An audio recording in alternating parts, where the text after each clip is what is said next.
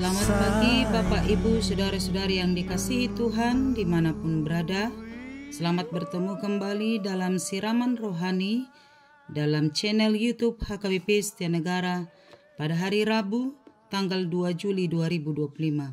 Sebelum menelaah firman Tuhan, marilah kita berdoa. Ya Allah Bapa di sorga, terima kasih kami mengucap syukur atas hari ini, atas kebaikan dan anugerah Tuhan yang kami peroleh. Terpujilah nama Tuhan atas segala-galanya. Terima kasih atas hari ini Bapa yang baik. Kami yakin dan percaya Tuhan akan menuntun kami melakukan yang seturut kehendak firman-Mu. Kami akan mendengarkan firman-Mu ya Bapa. Biar firman Tuhan menopang, memberkati setiap kehidupan kami. Di dalam nama Yesus kami berdoa dan mengucap syukur. Amin. Firman Tuhan bagi kita tertulis dalam surat Paulus yang pertama kepada jemaat di Korintus pasal 11 ayat 11 sampai 12. Demikianlah firman Tuhan. Namun demikian, dalam Tuhan tidak ada perempuan tanpa laki-laki dan tidak ada laki-laki tanpa perempuan. Sebab sama seperti perempuan berasal dari laki-laki, demikian pula laki-laki dilahirkan oleh perempuan, dan segala sesuatu berasal dari Allah. Demikian firman Tuhan. Bapak Ibu, saudara-saudari yang dikasihi Tuhan, mungkin kita sudah pernah mendengar ungkapan berbeda itu indah. Benar, bila berbeda itu indah, penuh warna dan saling melengkapi. Tetapi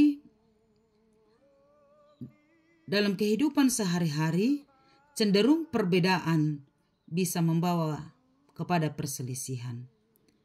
Perbedaan itu indah, seperti di sebuah taman misalnya. Jauh lebih indah bila ada bunga yang warna-warni dengan yang hanya satu jenis dan satu tanaman. Demikianlah kehidupan kita juga. Ada banyak pilihan warna yang berbeda-beda, dan dengan pilihan itu kita akan bisa mewarnai kehidupan. Ada yang suka warna merah, ada yang suka warna hitam, kuning, ungu, biru, dan lain-lain. Dan oleh karena perbedaan itu, maka akan memberikan keindahan. Demikian juga dengan anggota tubuh kita. Punya anggota yang berbeda-beda. Ada mata, mulut, tangan, kaki, dan lain-lain. Dan karena perbedaan itu, maka bisa saling melengkapi. Sebab jika ada sesuatu masuk ke mata kita, maka mata membutuhkan tangan untuk mengambilnya.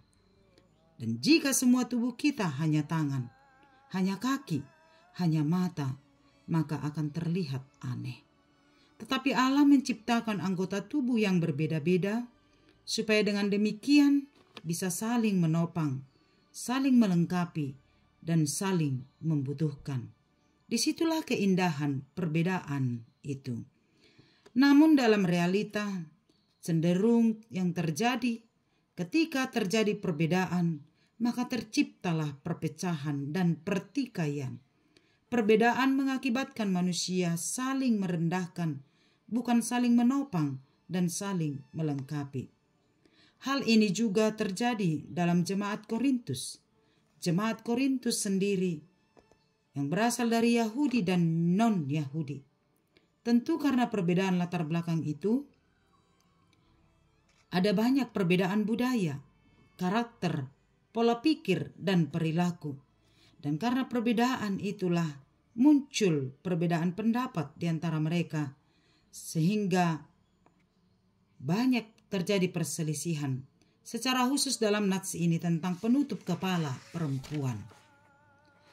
Dan golongan Yahudi mengatakan bahwa perempuan wajib memakai penutup kepala. Perempuan saleh diwajibkan memakai penutup kepala. Sementara jemaat dari golongan Yunani berpikir sebaliknya. Dan akibat perbedaan pendapat itu jemaat Korintus jatuh kepada perselisihan, kesalahpahaman, dan terjadilah keretakan. Itulah sebabnya Paulus mengirimkan suratnya untuk menasihati jemaat itu Sekalipun ada perbedaan, Paulus meminta agar jemaat selalu hidup saling menghormati, saling mengasihi, dan saling menghargai. Itu sebabnya Paulus berkata, tidak ada perbedaan antara laki-laki dan perempuan, semua sama di hadapan Allah. Karena itu hendaklah semua anggota jemaat melakukan kewajibannya masing-masing. Dan janganlah karena perbedaan itu jemaat menjadi retak.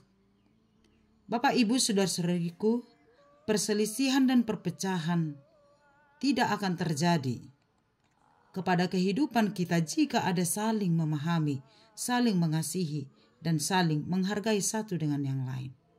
Perbedaan perpecahan bukan hanya terjadi dalam Alkitab, tetapi juga kita hadapi hingga saat ini dalam hidup kita.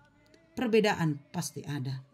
Namun firman Allah mengingatkan kita agar belajar untuk menerima dan menghargai perbedaan itu.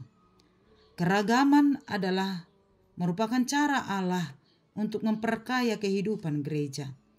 Perbedaan tidak harus memecah belah. Sebaliknya, perbedaan itu seharusnya semakin melengkapi dan mempercepat akselerasi pertumbuhan jemaat.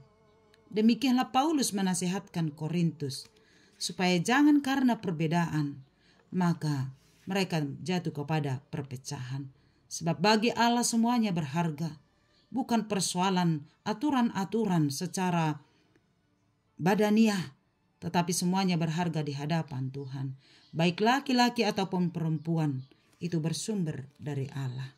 Karena itu meskipun kita berbeda, tetapi bagi Allah kita semua sama dan punya harga yang sama. Jangan karena perbedaan kita menghadapi perpecahan dan terjadi perpecahan, tetapi biarlah perbedaan kita gunakan untuk saling melengkapi, saling menghargai, dan saling mempererat persekutuan oleh karena kasih Kristus. Tuhan memberkati kita dalam perbedaan kita, tetapi bisa saling mengasihi karena Kristus. Amin. Kita berdoa. Terima kasih Allah Bapa di sorga, kami mengucap syukur karena Engkau menciptakan kami berbeda-beda. Dan oleh karena perbedaan itu, kami sungguh mempunyai warna dan memberi keindahan dalam kehidupan kami. Sehingga kami boleh saling melengkapi, saling menyempurnakan satu dengan yang lain. Engkau menciptakan laki-laki dan perempuan untuk saling melengkapi. Dan semuanya itu berasal dari Tuhan. Biarlah ketika terjadi perbedaan, Tuhan tolong kami saling menghargai, supaya perbedaan tidak membawa kami kepada perpecahan, tetapi untuk saling mempererat, saling menghargai, dan hidup di dalam kasih Kristus. Terima kasih atas firman-Mu, biar Tuhan tolong kami untuk menghargai setiap perbedaan yang ada dalam kehidupan kami. Terima kasih Bapa, kepadamu kami berserah sepanjang satu hari ini. Biar Tuhan memberkati kami dalam setiap pekerjaan kami. Biar Tuhan dipermuliakan. Berkati kesehatan kami, berkati keluarga kami, berkati anak-anak, berkati pekerjaan kami, dan setiap apa yang kami harapkan. Mari Engkau berkati Bapa yang baik, sehingga semuanya akan terjadi seturut dengan kehendak Tuhan. Terima kasih, biar Tuhan menopang jemaat Tuhan yang sedang sakit. Kasih setia Tuhan memberikan kesembuhan. Yang sedang mengalami duka cita, mari Tuhan hiburkan. Yang sedang mengalami pergumulan hidup, mari Engkau tumbuhkan pengharapan. Sehingga oleh karena pengharapan, mereka akan bangkit untuk melakukan setiap pekerjaannya di dalam keyakinan Tuhan senantiasa menyertai. Kepadamulah kami berserah sepanjang satu hari ini. Di dalam nama Yesus kami berdoa dan mengucap syukur. Anugerah Tuhan kita Yesus Kristus, kasih setia Allah Bapa, dan persekutuan dari Roh Kudus menyertai-Mu. Amin. Selamat pagi, selamat beraktivitas. Tuhan memberkati. Shalom.